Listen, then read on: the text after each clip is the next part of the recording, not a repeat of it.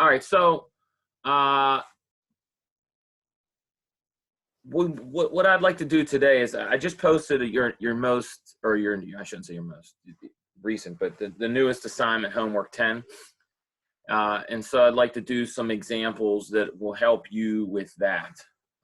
Now, of course, if you have any questions, please ask. If there's some other problems you want to discuss, feel free to do that.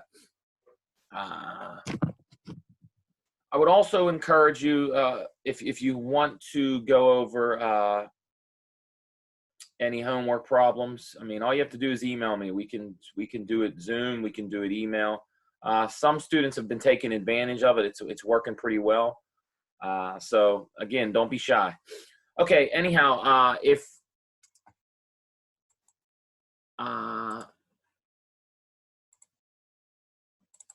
if you go to Canvas, you'll see your most recent assignment. So what I'd like to do is I'd like to do some examples to help you with these problems.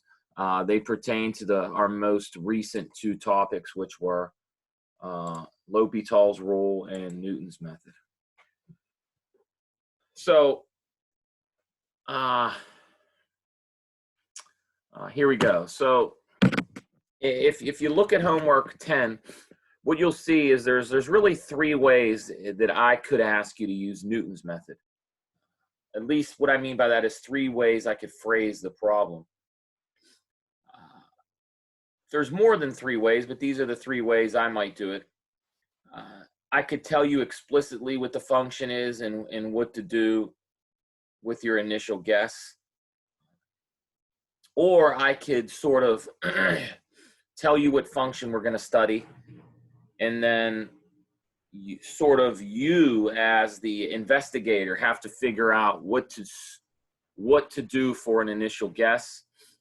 And lastly, with problem 3 on homework 10, I'm leaving everything up to you. You need to sort of do the deductive reasoning to figure out where to start and how to solve the problem. So with that in mind, let's do some problems.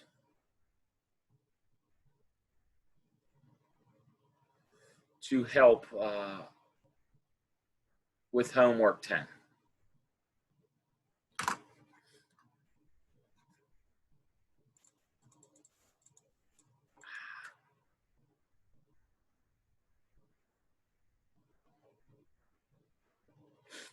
So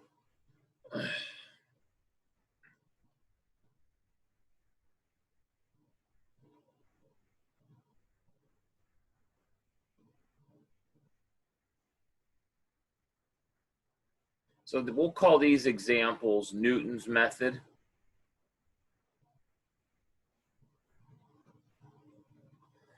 So we're going to do 2 of these ones, and then we're going to do a couple of the L'Hopital's. So I want to start off with what I would call a baby one. Now, I don't mean this to be insulting, but what I mean by this is I'm giving you all the information. You just have to sort of plug and chug. So you could compare this to number 1 on homework 10. So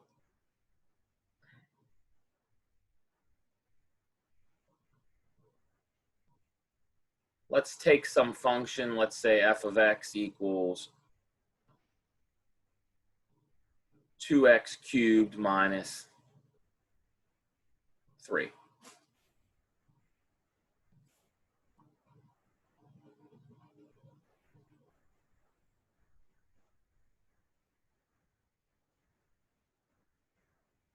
All right, and then suppose that we have some initial guess. Suppose this initial guess is 2. I mean, I know this isn't the exact answer, but remember, I just want to guess something that is close to what I think the answer is going to be. Now, is there any reason that I chose 2? No, I could have chosen 1 or 1/2. You could pick any number you want. as I mentioned yesterday, though, you got to be careful. If you pick a bad guess, then Newton's method might not work. And also, even if Newton's method does work, if you don't have a quote-unquote good guess, then it might take a while for you to get an approximation. So if you look at number 1 on homework 10, I give you a guess, I give you a function, and what we want to do is the following. We want to compute x sub 2, x sub 3, and x sub 4. So I'm not telling you to go until you get a certain level of accuracy. This problem's sole purpose is for you to practice using Newton's method. Now, again, as I suggested last class, which was yesterday, I don't care if you do this by hand. I don't care if you do it using a calculator. In fact, I would encourage that you use a calculator. It will save you time at least. Okay, so we go to the next page, and what does Newton's method say? Well, it says the following. So this is the solution. So let's use a different color. We'll be creative on this beautiful little Friday. So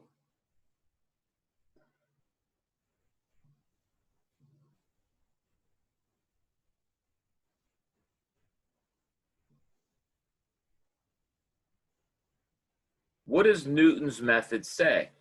Well, Newton's method says that the following. So if we use more general words, we say the new approximation is equal to the old approximation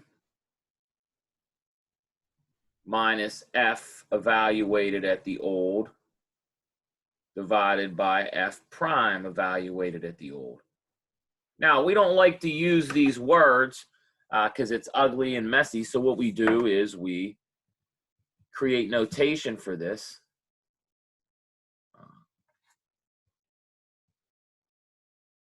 And what is the correct notation? The correct notation is that, for example, x sub 2 is x sub 1 minus f evaluated at x sub 1 divided by f prime evaluated at x sub 1. And then x sub 3 is given by this. Now, how can we write this formula out in general? Well, we can use variables. We can use arbitrary letters. So this process continues for eternity until you want to stop it. So if we beat the dead horse one more time, how do we write this out in general? Well, if we go to the next page, we can write a very pretty formula.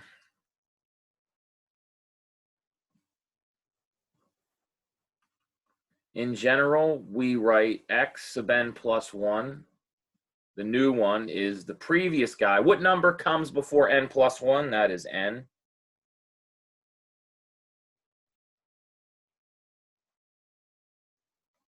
So this is the formula for Newton's method.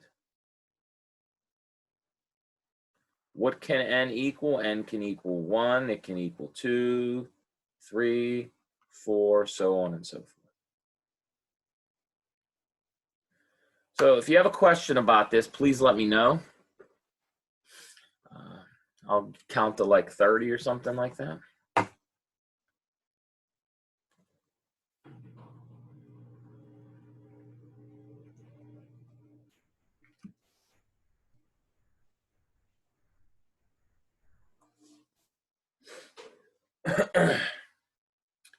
Okay, so then once we know this, we can solve the problem. So here we go.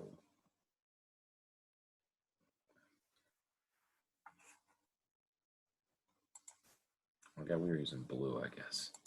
Blue. So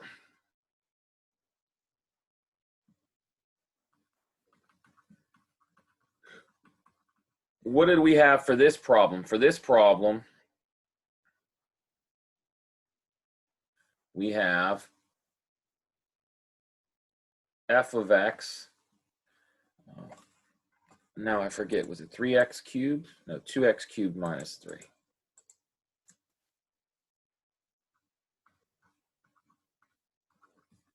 So that means that the derivative is 6x. And of course, we told you that x sub 1, why don't we start with 2?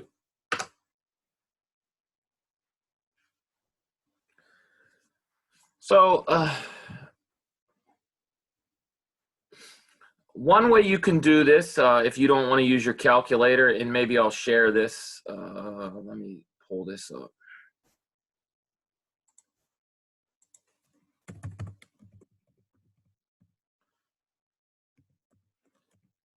There's a pretty straightforward way of doing this on Desmos. So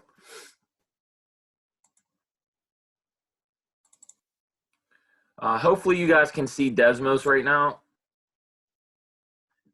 And what I want you to notice is that on the left-hand side, I've typed in the function that we want to study. And Desmos is pretty smart. So Desmos will also understand what the derivative is. So what I'd like to do is I'd like to compute these things. I would like to compute, for example, and I can just type it in specifically. I can type 2 minus f of 2 divided by f prime of 2. I can plug that right in, and you'll see Desmos spits that number out.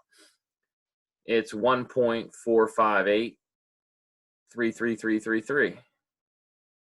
And I can even give this a name if I wanted to. If I say this is x sub 2,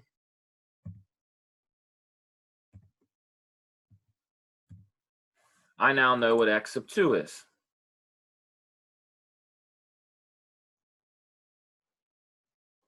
I can even do the next one. I can say, okay, what's x sub 3? Well, x sub 3 is equal to x sub 2 minus f evaluated at x sub 2 divided by f prime evaluated at x sub 2. See, Desmos is very, very smart. You'll notice that it understands exactly how to do this. Does anybody have a question about what I'm doing, how I'm getting these subscripts? Desmos is very interactive. If you just do the underscore, it'll make subscripts for you.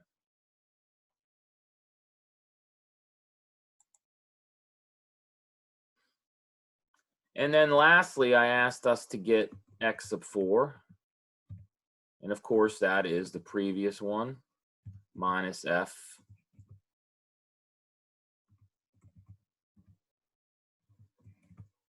So it might take a little practice for you plugging these things in.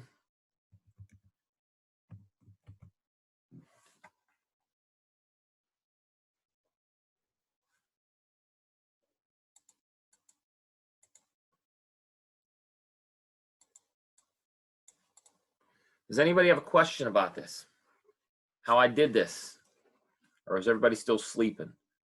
It's a beautiful Friday. You got to get your calculus in, then you got to get out before happy hour.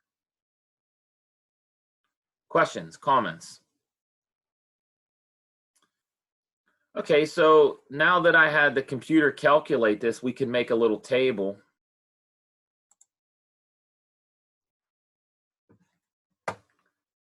Go back to my whiteboard.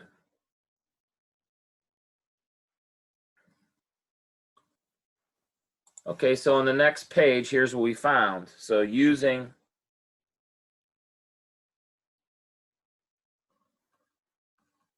a calculator, I use Desmos.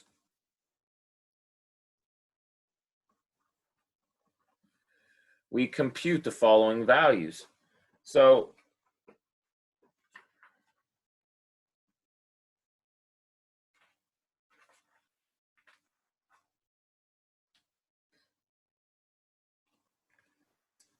So we can make a little table. We can have our n values, and we can have, whoa, goodness gracious. Let's do this. So we can make a nice little table. And then for each n, we have an x sub n. So when n is 1, we have x sub 1, and we guessed that was 2. And then x sub 2, we got 1.4583. And then for the third one, we got 1.2073. And then for the fourth one, we get 1.1479.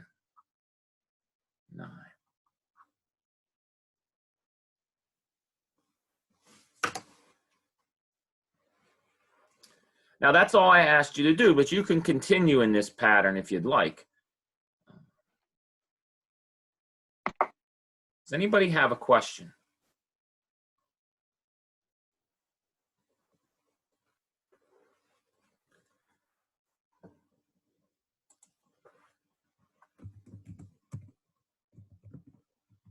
So is this the same thing we were doing yesterday? I just came in right now. Wait, pardon me, what was that? I didn't hear what you said. Is this the same thing we were doing yesterday? Or is it a different topic? Well, we did this on Tuesday, really. And then I think we did one example yesterday. But yesterday we also did that L'Hopital's rule.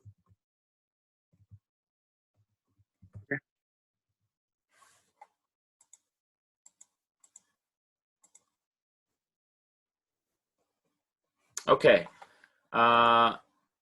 Does anybody have a question about this? So again, remember what the problem was? If we just so we're on the same page, this is similar to number 1 on the homework. I give you a function and I give you an initial guess, and all you have to do is learn how to compute it. Make a table. We can even make this a very pretty, we'll even put it in a pink. Everybody loves pink. Look at that. Beautiful. All right, so let's do another one.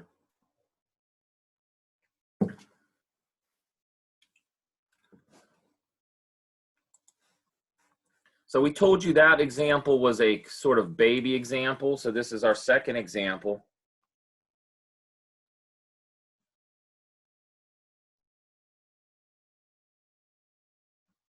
Not a baby one. Not. So what do I mean by not a baby one? Well, I mean that you have to do the reasoning on your own. You have to get the information. I'm not going to give it to you. So I could easily say something like the following.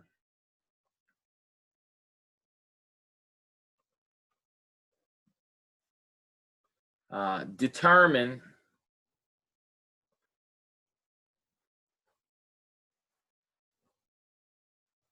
any roots of an equation. So let's take a particular function that we might want to study. So suppose we take something like this.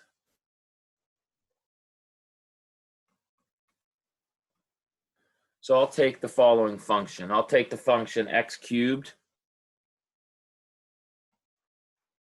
plus x squared plus 1. So determine any roots of this equation. And let's be very specific, because some of you might understand that there are something called real roots and imaginary roots. So determine any real roots of this and approximate them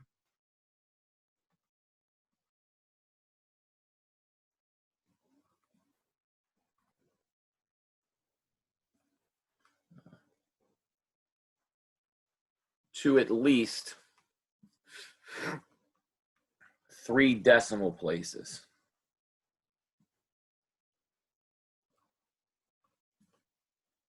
Of accuracy. So notice that this problem is stated much more vague than the first problem. That's why we're saying it's not a baby one.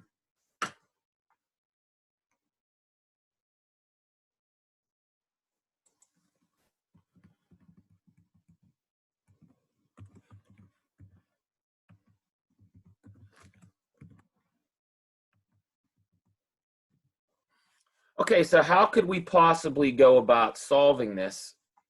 Well,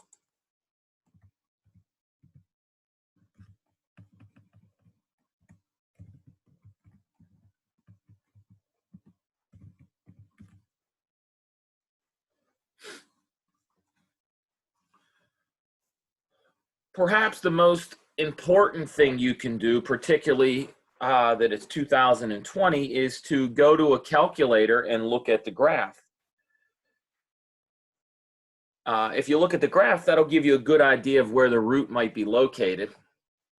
That's one way to do it. Another way is to investigate using calculus. So here's what I'm going to do. First, I'll investigate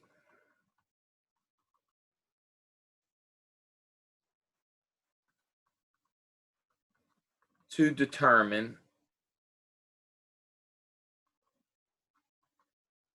how many roots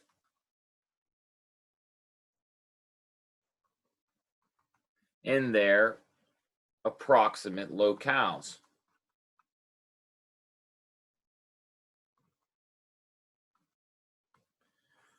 So I'm going to investigate. I'm going to say, okay, I can either sketch the graph. The graph looks like that might give me some information. I can also use some calculus. So what do I mean by that? Once again, I got to repeat and I got to say this thing, and I know it annoys some of you. Math ain't about you plugging and chugging. It is about you thinking. It's about problem solving. You have to get out of this mentality where you just learn this procedure and repeat it. That is not math. Math is problem solving. It's thinking. It's using deductive reasoning. Now, much of what you guys learn in math prior to calculus, all the algebra that you take, it sort of is misleading because it makes you think everything's about a simple procedure, but it's not. So I need to get to a point, I need to use my brain to set this problem up so that it becomes a simple procedure that I type into a calculator or a computer. That's what I need to do. Now, of course, you might say, well, O'Grady, if you just graph this function, you see that the root crosses the x-axis. I can use Desmos to approximate it. Yeah, I get that. But like I've said 1,000 times before, we're choosing a simple example so that you can verify your work. I could easily give you a function that Desmos can't graph. I can give you an equation that you would have no idea how to analyze its graph. But then you wouldn't be able to use Newton's method properly on that if you can't do it on one that you can actually see. So that's why we're giving you these examples that you can practice these skills and learn from them. Okay, so what do I mean by analyze? Well, I'm going to look at a couple quick things. First off, I'm going to pick some obvious numbers that I can work with. So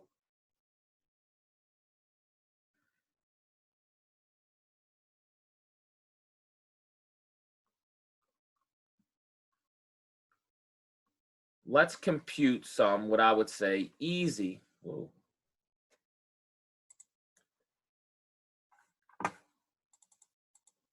So let's compute some quote unquote easy values. So the first thing I'm going to plug in is 0 because that's always easy to plug in. And when I plug in 0, I get 1.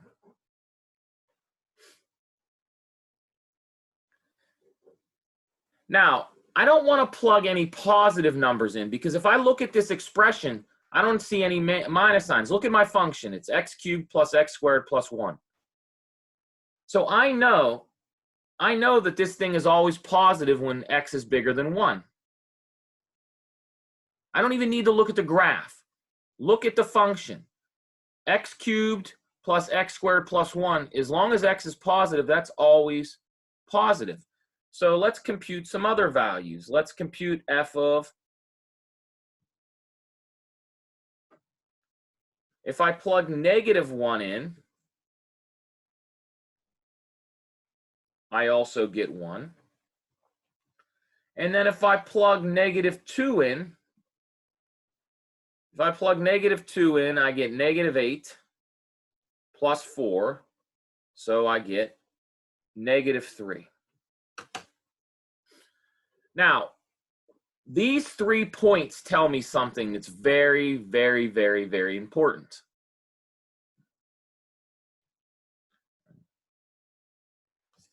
So I also want to compute the derivative. I want to compute the derivative of f prime of x. The derivative is 3x squared plus 2x. And I can factor this, pull out an x, and I'm left with 3x minus 2. And now I have lots of information. Just me doing these short calculations, I can make deductions about this curve that are very, very, very useful.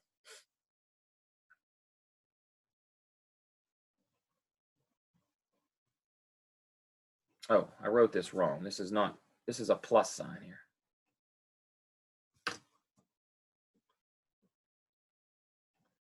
So let me get some color out and let's make some very important remarks. This fact right here combined with this fact tell me, using the IVT, says the root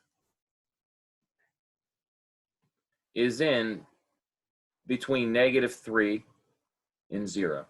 So we know there's at least one root between -2 and 0.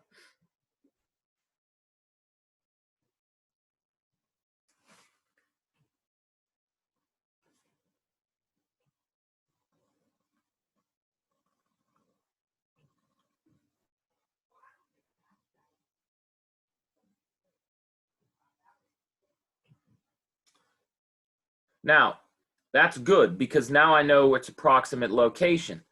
So before I go and use Newton's method, though, I need to ask myself, are there possibly any more roots?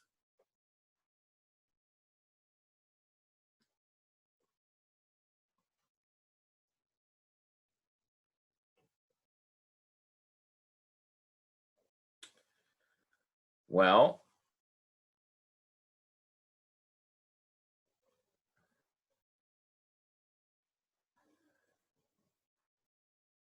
in order to confirm or deny that case, we need to use a little more reasoning.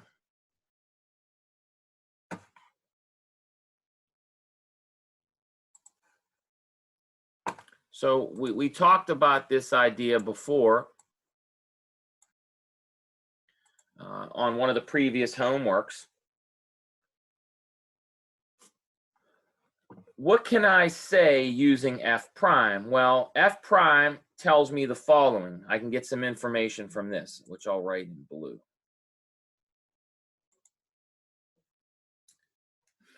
This right here piece of information tells us the following.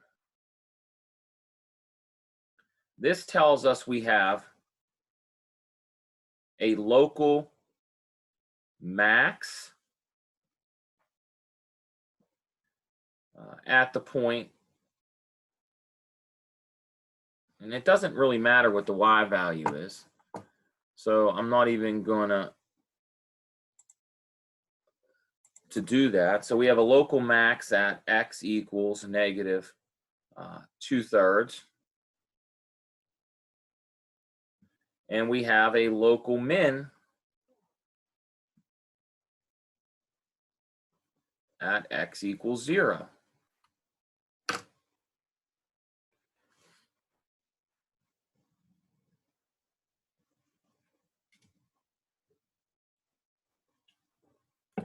Now, if you're not 100% convinced that that's true, you can also look at the second derivative. The second derivative is just 6x.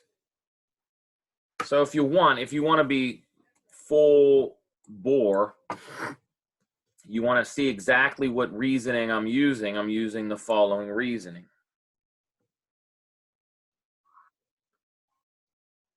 So if you want to know why, I'm using the second derivative test.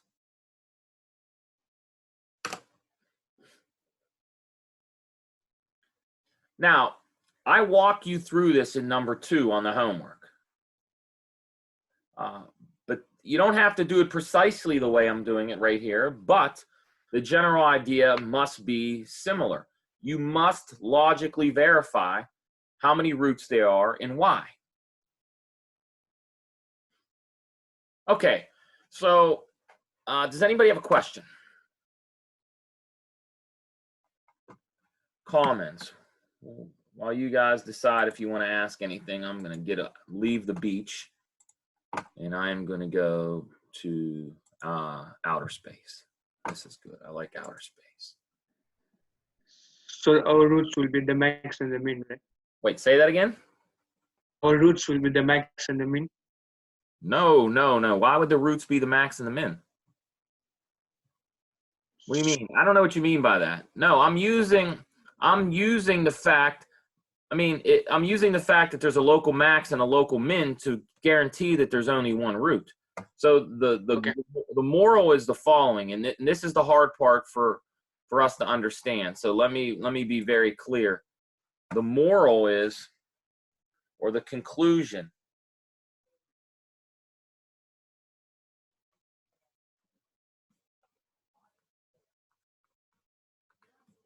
there is only one root. We got to be very careful, one real root. So this means that as long as we're careful with our guess, we should be all right. So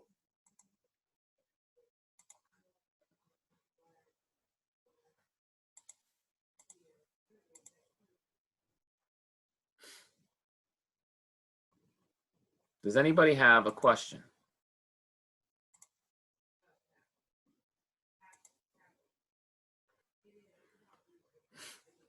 Going once.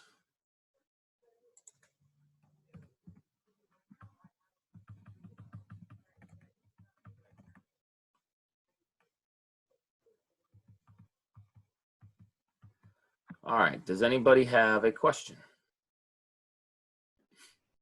Okay, so what I'm going to do is I'm going to go to my calculator, and I am going to compute these things just like I did before. So the nice thing is I already have these numbers in Desmos from the previous problem. So all I have to do is just make sure I adjust my initial guess.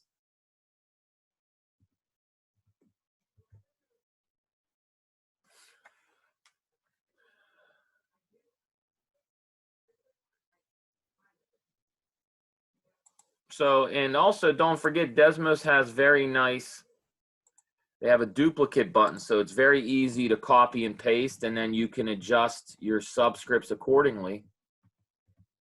And what I'm doing, I guess I should share that with you, might make it a little easier. If I go to Desmos, hopefully, does everybody see Desmos? Yes. And okay, so if I plug the function in and then I type my Newton's methods guys in, I can make a chart. And you'll see it took me up to 6 steps to meet the requirements of the problem. I needed 3 decimal points, and I finally got it, 465. 465.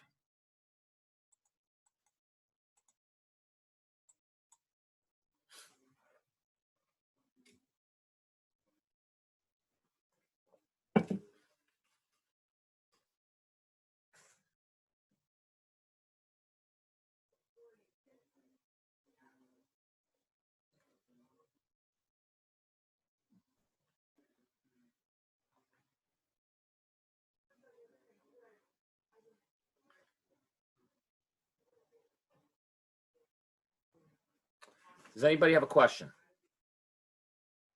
So we need to record this information. We can say, okay, great. So we go to our whiteboard and we record it. So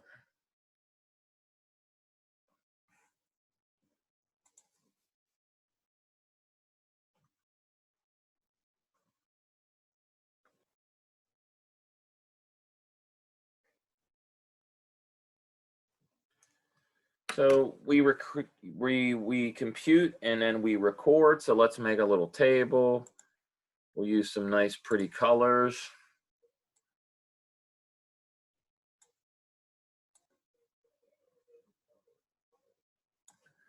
And so what are our values? Well, we can use this color. We have our n values. Whoa, that's not what we want.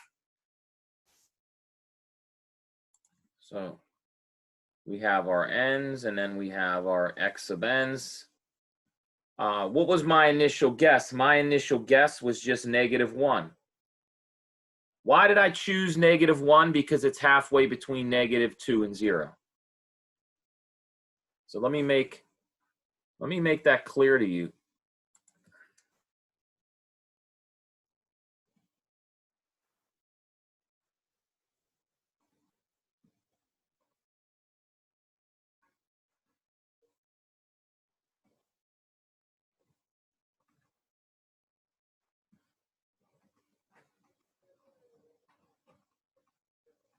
It was inside that interval. That's why I chose it. You didn't have to choose that particular guy. You could have chosen lots of different options, but it's a nice whole number and it's between there. So that's why I chose it. So hopefully that makes sense. All right, then all I do is I read these values off my calculator. The second one I got, for the second approximation, I went to -2. And then my third approximation, I got -1.625. My fourth, I got -1.48578. And then for the fifth, -1.486, excuse me, 46.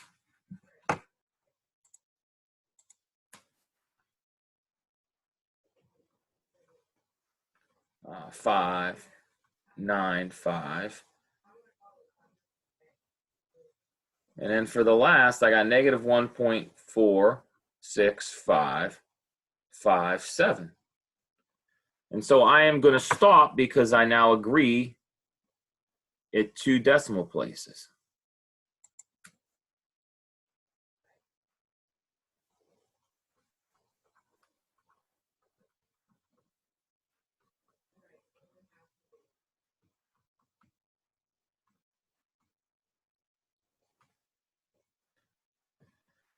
And so that's how you solve the problem in all its glory.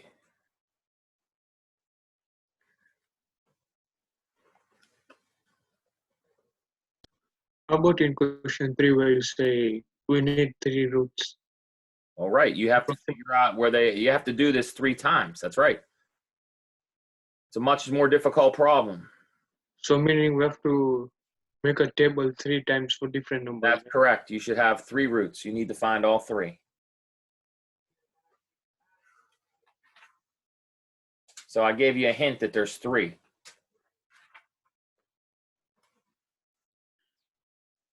So what you need to do is figure out how to guess.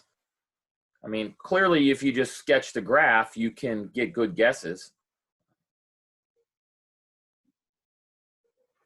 But how do you figure out the intervals now in the 3 roots? Well, I mean, what do you mean, how do you figure it out? I mean, one way is to just graph it using Desmos. But probably the better way of doing it is to use calculus. Take the derivative, see where it's increasing and decreasing. See where you have maxes and mins. You can use logic to determine the location of those roots. I mean, if you use calculus, you can determine the shape of the graph, and then you're logically deducing precisely where the intervals are where the roots would be located. So meaning if the graph is increasing from a negative point to a positive point, so one root will be between those 2 intervals. Correct. That's exactly right. That's what the intermediate value theorem says. So that's another way to do problem 3 on the homework. Just apply the intermediate value theorem 3 times. Find 2 points, one positive, one negative, and then you know roots between them. Then find another negative. You know, it's not. Once you figure it out, you'll realize it's not. That problem's actually quicker than the one we just did. Provided that you make some obvious, you know, just plug some numbers into that equation mentally. For example, when you plug 0 in, you get 1. When you plug 1 in, you get a negative number. So if you just pick a couple numbers like 0, 1, -1, you'll see right away where the roots are. And if you still need help, graph it. And then for question 4, we just use the simple limit laws we learned before, right? For question 4, no, I mean, those ones are going to be much more difficult. They're going to require what we talked about yesterday, which is, I shouldn't say more difficult. They all require L'Hopital's rule, which is what we did yesterday. Some are easy, some are difficult. Let's do 2 examples of that right now to get you going so you can go home and enjoy the weekend.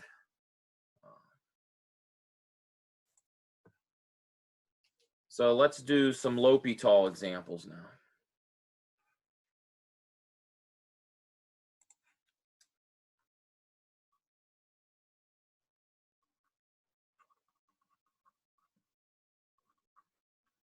Because in the question you said we use the limit law, that's why. Yeah, so that's right. But we have the limit laws, and L'Hopital's rule is now a limit law.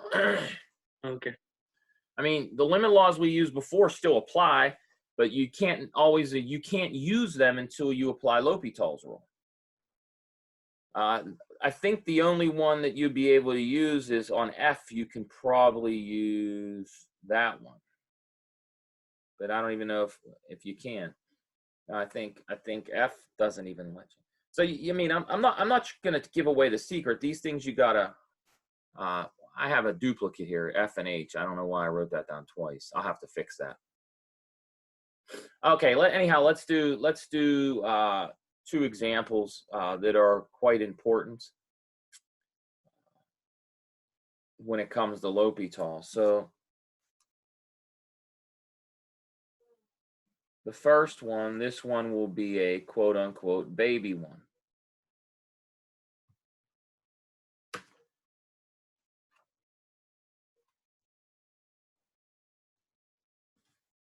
So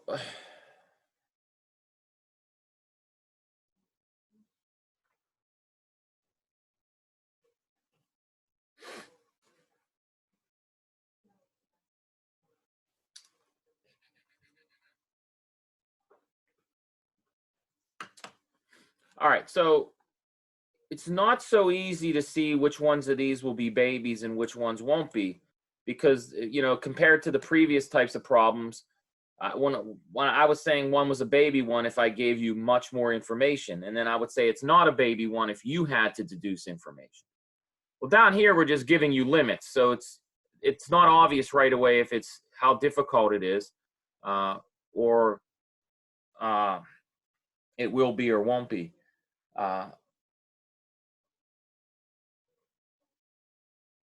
So let's do a baby one that doesn't take much thought. So let's take, for example, the limit as x goes to 0 of e to the x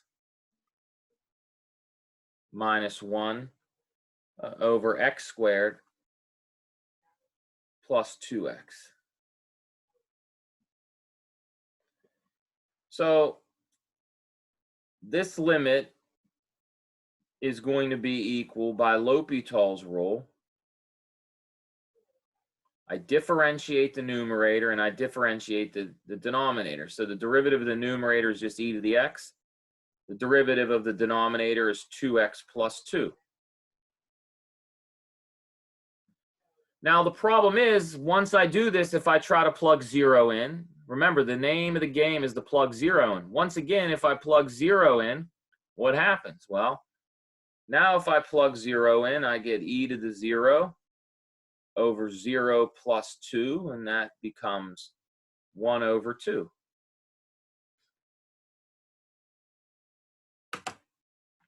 We must make sure you guys are all aware of why this was legal. So let's make a note of that. So note, L'Hopital applies or is legal as the original limit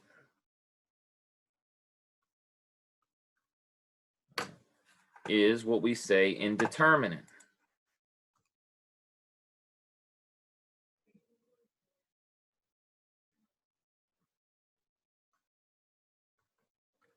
What was it? It was 0 over 0. If I plug 0 in right away, I get 0 over 0, which is, we call that indeterminate, and we can't do anything with it.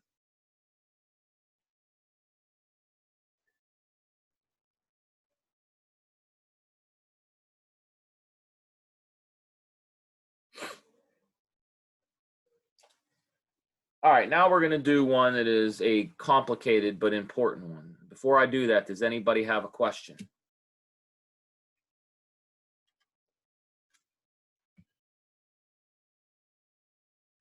Good. No, I'm just kidding. That was mean. All right, so the next one, let's get our pen back here. So this is not a baby one.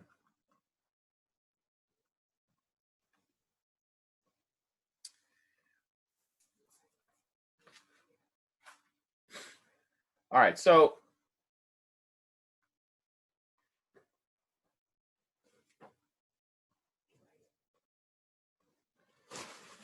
let's look at this limit. The limit as x approaches 0 of 1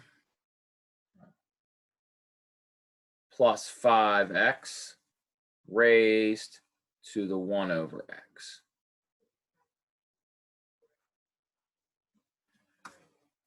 So what happens if I plug 0 in? So note, if I plug in 0,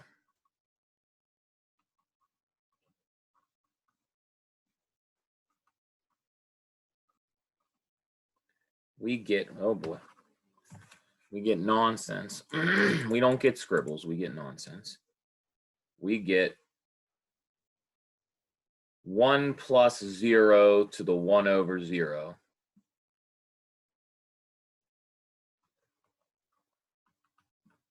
Which is nonsense.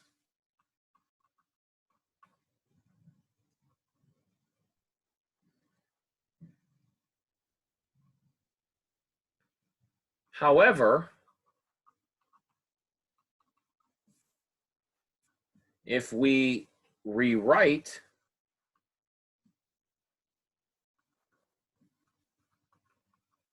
we can use L'Hopital.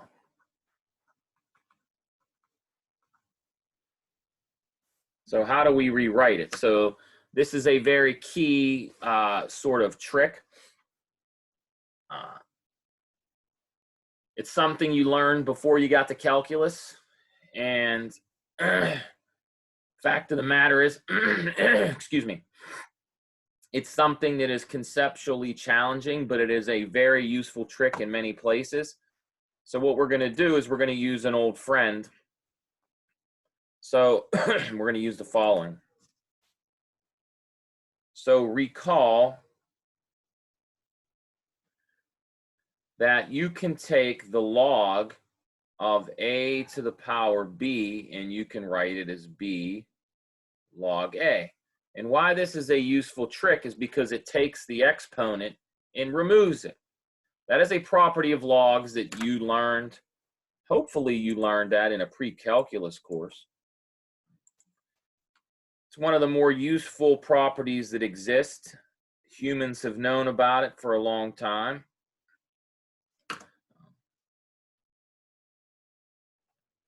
So we can take advantage of this.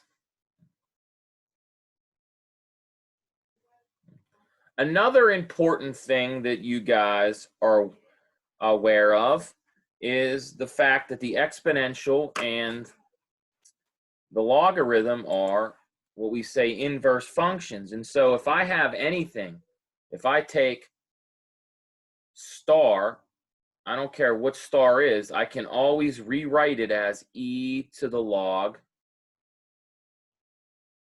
of star. I can always, always, always do that. That is a property of the natural log function. So what we have in particular is the following, and this is what's extremely useful.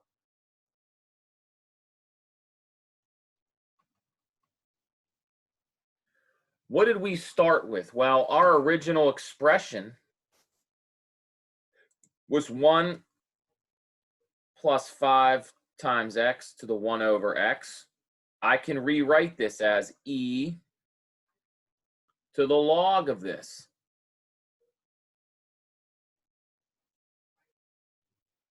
Yikes.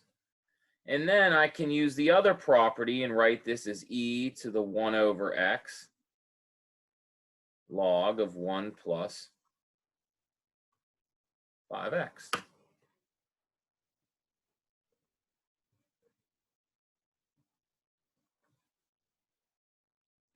Woo! So let that sink in for a second. That is just, there's no calculus happening there. That's just using some algebra and taking advantage of the properties of the logarithm and the exponential function. Those two expressions are the same.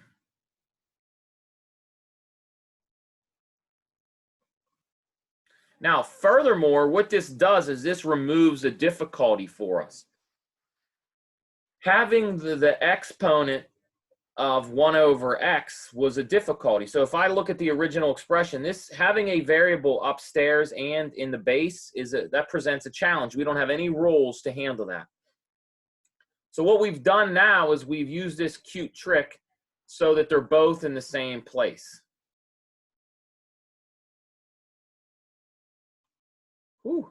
All right, so does anybody have a question? This is a brutal one, but it is an important one. Okay, so if we go to the next page, we have the following. Well,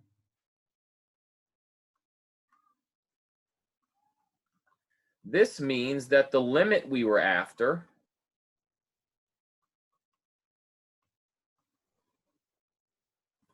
is actually equal to this limit.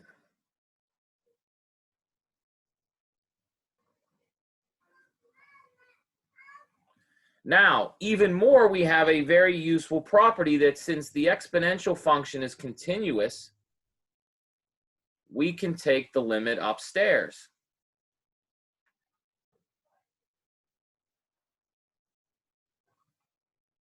So this is a very sort of important thing to note about this. This is because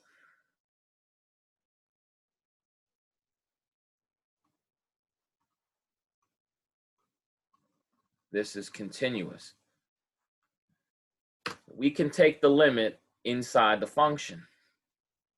So that's going to take a moment to set in.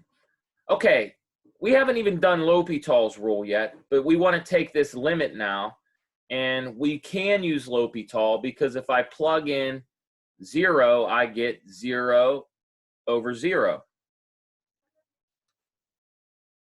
So let me rewrite this so that you, and then we're running late, and I apologize. We'll be done in a second. I just want to finish this.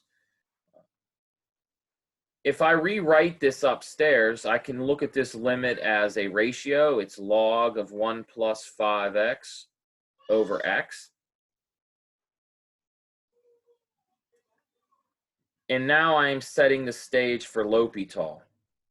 So again, if I were plug 0 in for x, I get 0 over 0. So L'Hopital says that limit is this limit. The derivative of log is 1 over 1 plus what's inside, or 1 over 1 what's inside times the derivative of what's inside. So that you're going to have to think about this one. I just did the chain rule upstairs, and then I just differentiated x downstairs. Yikes. But now I can plug in. Now I can plug in 0, because when I plug in 0, I just get 5. So this literally simplifies to e to the power 5. And that's your limit. Not an easy problem. Will definitely take some time. But it is one you're all capable of learning. So do we have to simplify it or just leave it like that? By what? How much more simplified can you get? It's e to the 5. Like, can you get a, do we have to get a number, or we can That just is a leave- number. E to the 5 is a number. It's an exact answer. If you go and give me a decimal, then it's an approximation. I don't want that. I want the exact answer. E to the power 5. Okay. Yeah.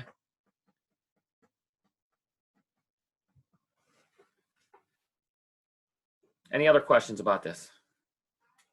All right, I don't mean to rush, but we got to go because I have another class that I'm 2 minutes late for. So what I'm going to do is I am going to stop recording right now. I will get these whiteboards and I'll get all that stuff up for you guys. So if you have any questions, please email me. I will talk to you guys on Tuesday.